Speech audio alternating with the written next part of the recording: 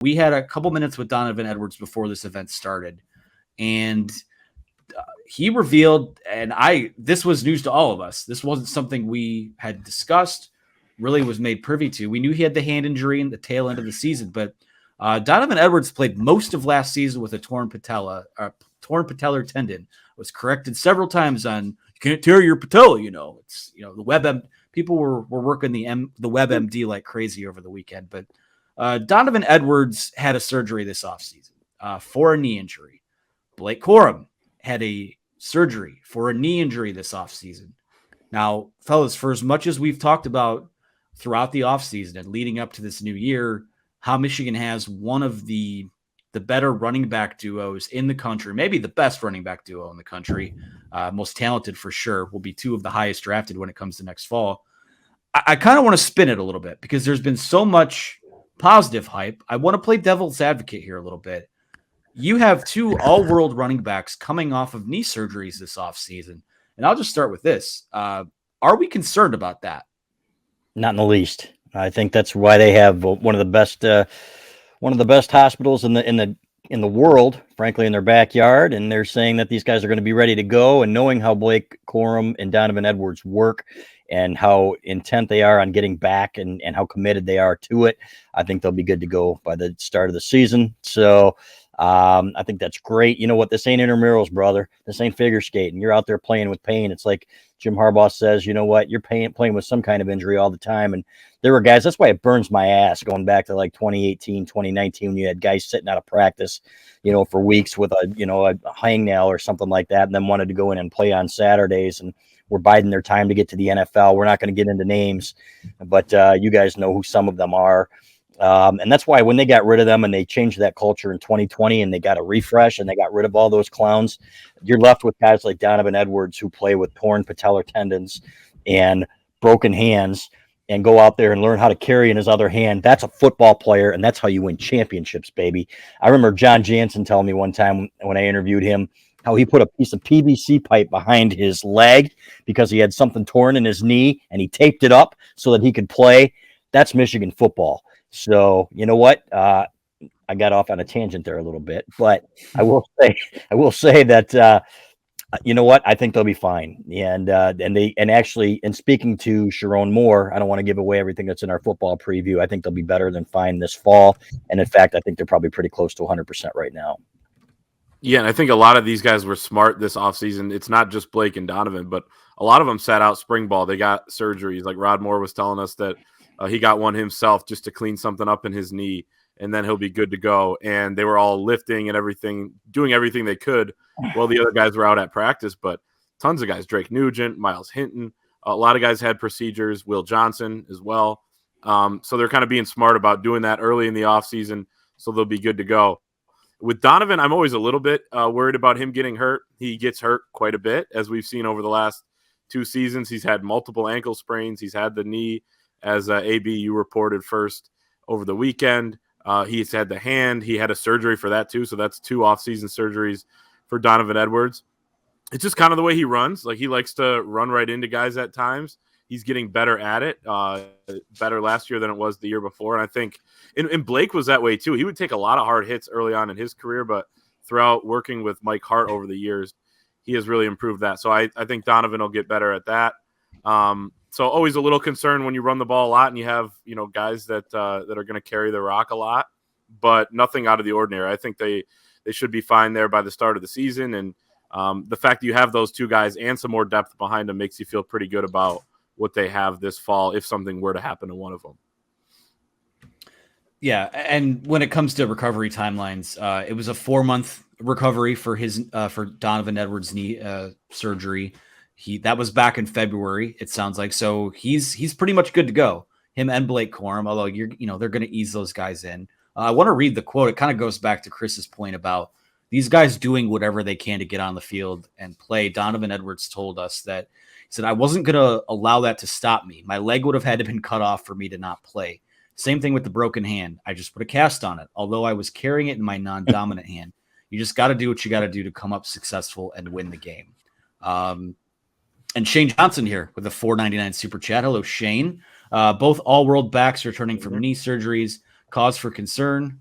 Yikes, time for CB to lighten up on the 50-50 run pass offense.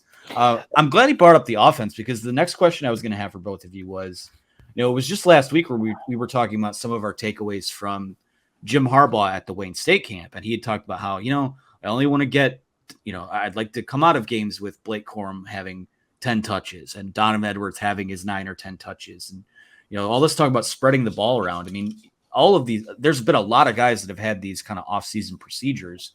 And not to say that guys are, you want to spread it out so no one has the workload that, NFL scouts will look down upon. But do you think that some of these off-season injuries, lend itself to the idea that they will spread the ball around a little bit more? I mean, we can, when push comes to shove, as we've seen in the past, if Blake Corum needs to get 30 carries for Michigan to win a football game, they're going to do that. Knee injury be damned. But given what we know about these guys, and again, I don't think it's, modern medicine, it's the equivalent of fixing a nosebleed for a lot of these guys now when it comes to knee injuries and some of the soft tissue things. But do you think that some of the health stuff lends a little more credence to the idea that Jim Harbaugh it might not just be lip service, that he wants to, evenly distribute this ball on offense a little bit more? Yeah. And you know what? Maybe that means giving more carries to, splitting the carries more evenly between the two guys. And you've got two capable backs. You've got backs behind them that are somewhat capable too.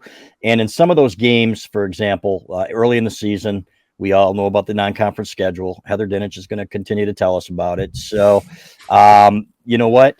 Then get some of these young guys some carries. So, but you're right. When it comes to winning football games, when you go on the road, for example, to Nebraska and Minnesota, are you going to go out there and start slinging it around, and keep it a ball game early? Or are you going to go out there and do what you do and beat the crap out of teams? And by the fourth quarter, you're dominating and you've got the game in hand. Jim Harbaugh is going to do what it takes to win games. So I'm with you, Shane, as long as the passing game is where it needs to be. And you know what? I don't see that number one receiver. There's no Braylon. Again, there's no Braylon Edwards. There's no Mario Manningham, guys like that out there where you're like, okay, we're going to exploit this guy. We're going to do that. We saw what Cornelius Johnson could do against Ohio State. That was a pretty poor defense as well. He had 499 yards for the entire year, and I think about 144 or 150 came against Ohio State. So, but I am one of those guys that says run behind that big line and beat them up. This is part of football. And if there were one back, then yeah, I'd say you better be damn careful. But you got two very capable backs.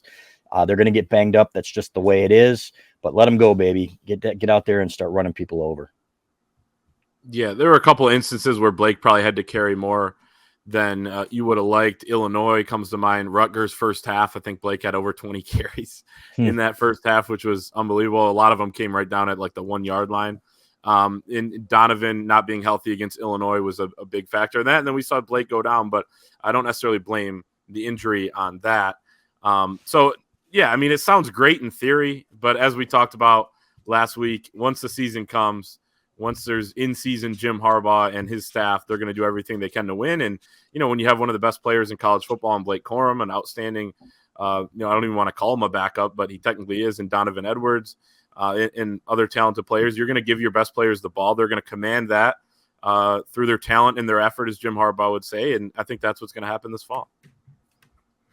I think the nice thing too is that, I think at some point, just given both players' history, I wouldn't be surprised if one of or both of them, Donovan Edwards and Blake Corum, they'll probably miss a game somewhere. Like that's just kind of been what they're, or at least they'll be banged up. Blake Corum's never been healthy for an Ohio State game. Donovan has kind of had not quite a laundry list of injuries, but some things he's dealt with. But the nice thing about their current situation too, when we turn to the topic of how deep is this room, is that I don't think you necessarily are going to have to convert someone, from another position to be your goal line back on short notice, like maybe they had to do with Kalel Mullings. I know that was something that was kind of in the hopper with them going back to last spring, but you have CJ Stokes now, who proved to be capable, and you would think with another season of strength and seasoning that he is going to be someone that comes in and can kind of spell those guys, in a pinch. Benjamin Hall, the star of the spring game, is a guy that physically looks the part right now. We think that with Cole Cabana healthy, there's probably some things they can do with him too. And the list goes on. Mullings is in that room as well. So they will. The offensive line will by and large determine, if those guys go down, if anyone else can be successful. But, I'm with you guys. I'm not overly worried about the health of either player right now.